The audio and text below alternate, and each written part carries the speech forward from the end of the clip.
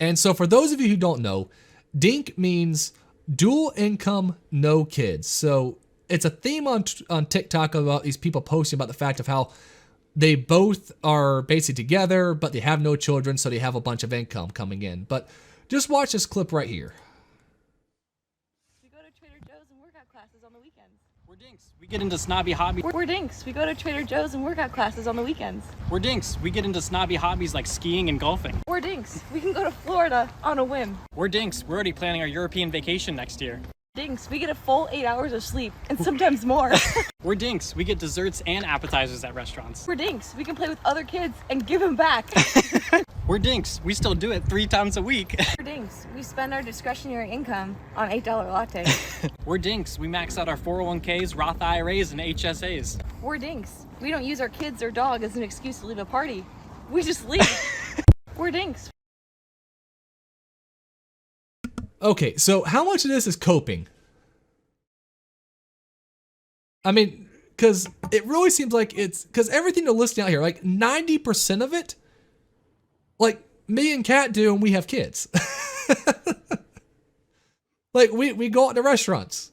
We went snowboarding in Virginia when we had Junior still with us. Like, yeah, I mean, obviously, I'm a big believer in individual freedom. If that's what they want, God bless them. Let them have it. And I'm most likely, if I'm going to guess their politics, I'm pretty happy they're not procreating. So it's all okay with me.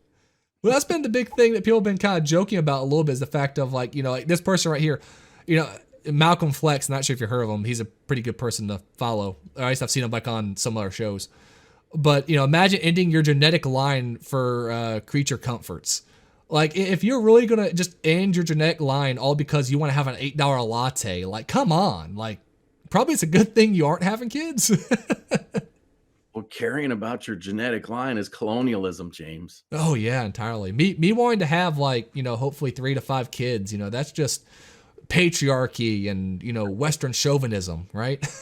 No, but, I mean, if that's how they want to live, let them live that way. That's cool. And don't procreate.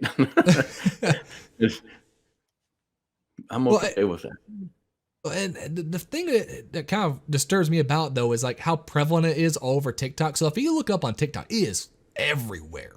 Well, and not just if you want me to get serious about this, James, we can get serious about it. I'd rather make fun and ridicule, but obviously, I don't know that true happiness can be found in pursuit of nothing but creature comforts.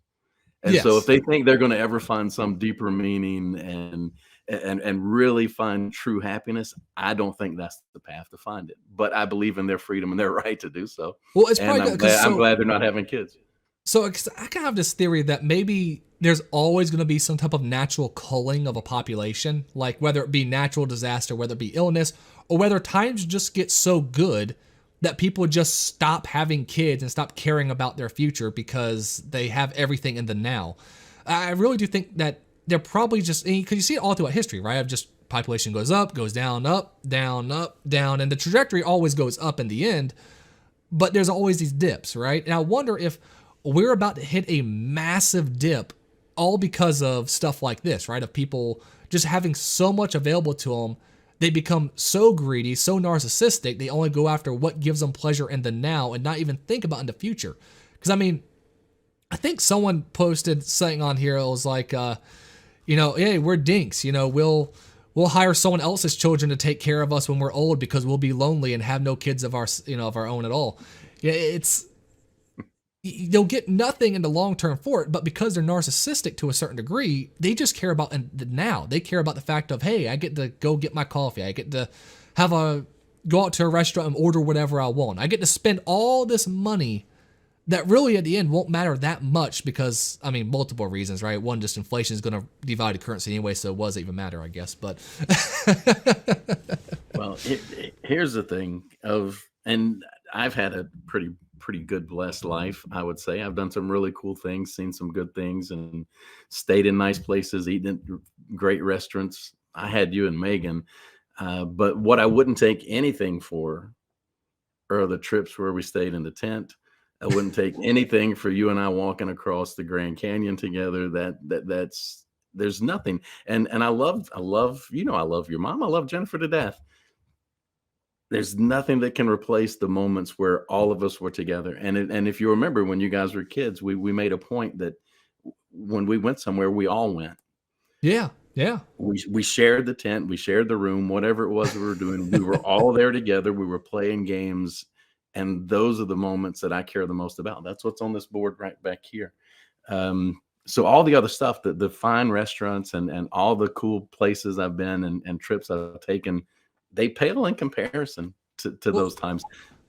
it's one of those things like, you're right. We've both been very blessed because we both had jobs that had us travel all over the country to a certain regard, and for you, even like, and you went to Australia and got to scuba dive on the Great Barrier Reef. I mean, come on. I mean, it doesn't get much cooler than that. But like, I got to go live in Alaska for a few months during the winter. Like, that was so freaking awesome. Like, I absolutely loved it. I got to learn how to snowboard. I got to see the start of the Iditarod. Like, it was so cool. But at the same time, do what? You saw moose walking through the city, going to the bank. Yes, I never thought in my life I'd be late to work because a moose wouldn't get out of the road, but what do you know?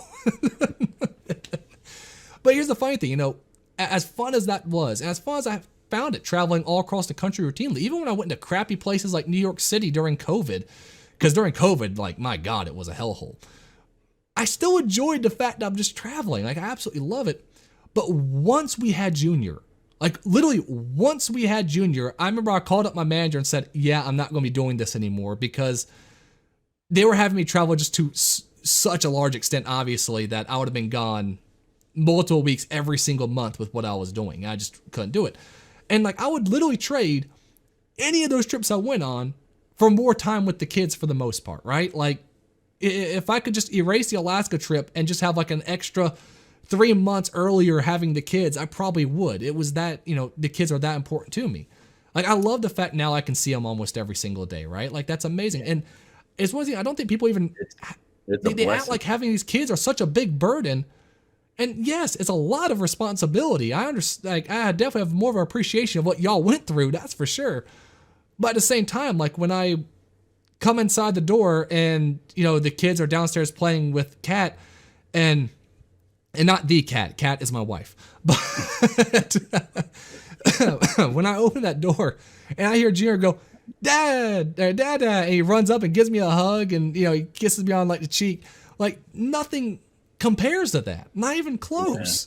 Yeah, hear them say Papa works pretty hard on me too. But, so and again, let's just throw this out. Not everyone can make the choice to stay home like you did. So when you were born, I was still traveling a lot. Yeah. I spent your first birthday, I was on a business trip sitting on Waikiki Beach in Honolulu. So it was tough. Somebody had to do it. But no, I traveled. But what we did is I mean, your mom was just great. She took care of everything to the point so that when I was home for the few days that I would be at home, I was 100% focused on you, and then later on you and Megan, where we could just do stuff together so that my time wasn't spent taking care of the mundane things. So she worked double duty. She earned a medal for sure. I'm not sure what kind of medal it would be, but it should be a really big one, a really good one. You're saying you're a misogynist and put most of the obligations on Mom. Well, I didn't ask for it. She just did it. And when I questioned her about it, she goes, "No, I want you to spend your time with the kids because they need a father's influence. Yeah. And so when you're here, they need to see you as their dad." Well, that's one thing I've said to you multiple times, because you brought the fact of, like, you kind of regret being away. It weren't like you were gone a terrible amount, but you still wish you weren't away as much as you were. And one thing I said to you was the fact that, yeah, but every single time you were home, right? Like, if you gets were credit, like, if you were around, you were going to show up to, like, all of our sports games if you were there, right? If you were there, even if it was like as boring as my golf, competitions in high school. I don't know, with the way I played golf, it might not have been too boring. I'm not sure, but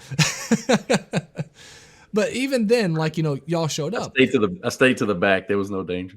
I don't know. With my slice, it might have came back around like a boomerang. But and our vacations, we took like a week or 2 weeks, and like you said, it was just all of us together. These people will never experience that though. They No, never yeah, no. will. And now that's what's being pushed on more and more people, though, who are in the younger generations.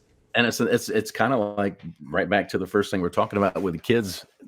Once they get to a certain point, the option is no longer there. Yeah. And there's nothing at that point you can do but look back, and I'm afraid it's going to be a lot of regret for those folks. But again, it's their choice, it's their life. I support their freedom to make the choice. But if they're expecting to find deep meaning in carnal desire, I think they're going to come up a little short. Isn't it funny, though, that the left, who is against the ideas of capitalism because they say it extorts labor for the idea of just monetary gain, is also the side who goes, hey, I'll forego probably the greatest thing in life for monetary gain.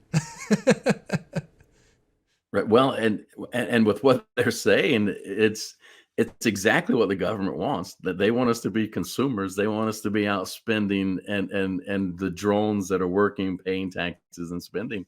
So, the leftist government's happy with what they're doing.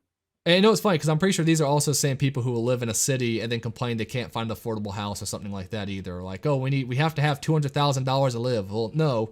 You could live off $40,000 a year if you lived outside of, like, New York or San Fran, or just, people live on like $40,000, $50,000 pretty comfortably in more middle of nowhere areas.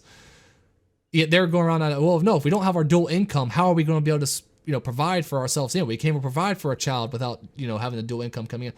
Well, not entirely. I mean, you just have to reduce what you're doing when it comes to like how you're living your life is all. I mean, we cut back on like a lot of stuff we do. Like, we don't like DoorDash ever, right? Like, we don't ever order DoorDash whatsoever anymore, when we used to actually order it, not all the time, but a fair amount of time, right? So you just, it's so childish. It's so narcissistic. That's a big piece of it. And the worst part is, I know so many people who are in the exact same mindset as people like that.